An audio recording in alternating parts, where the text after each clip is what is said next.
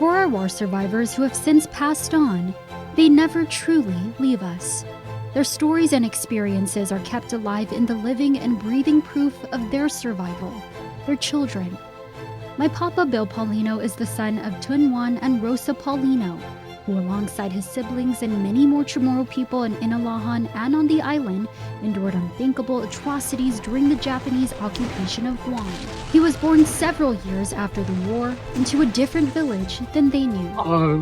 What happened was that they divided Inalahan people in 4 different groups, 4 concentration camps. My parents were sent to Pajestes, and in that area there was only one smoke cave, and the only ones who were allowed to be in that smoke cave were the babies.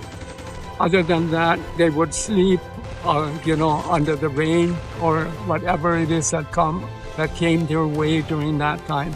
It was really horrible. He recalls his mother sharing a profound moment when she clung to her faith during what was supposed to be a death sentence. Japanese soldiers came, about 10 of them, and they went to Pajestes, and they intended actually to march them to Manengun to be all killed, as well as the other concentration camps here in Inalahan.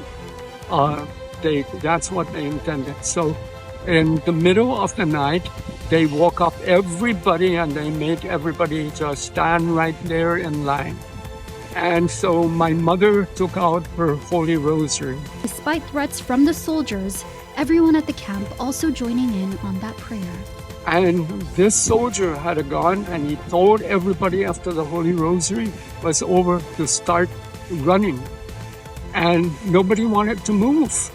So he hollered at them again. There were 18 other families, and the families were huge. Finally, my parents decided to just grab all their children and start running. Incident happening at the tail end of the war. Meanwhile, my grandmother Mary Paulino's liberation hero story stems from the start of it. Thousands of miles away in Hawaii, her father Jesus Leon Guerrero was serving in the Navy during the bombing of Pearl Harbor. On board the USS Oklahoma, that's the ship that was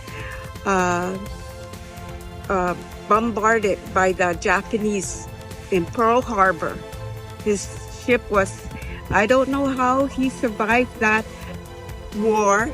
It was a painful memory, sometimes too difficult for him to share.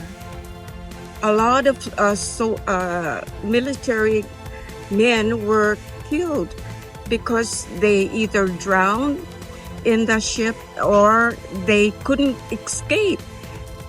My dad said they tried to open the hatch, but it wouldn't budge. My great-grandfather eventually moving back to Guam to start a life. After the war, in 1944, he met my mom.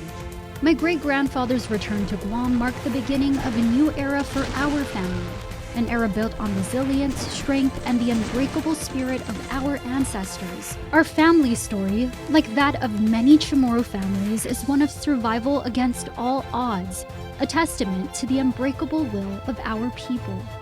For those who endured the war, the memories may be too painful to recall in full, but the lessons and the legacy they left behind will never be forgotten. We honor them by remembering their sacrifices, by sharing their stories, and by living our lives with the same courage and determination that defined theirs. As long as we remember, they will always be with us.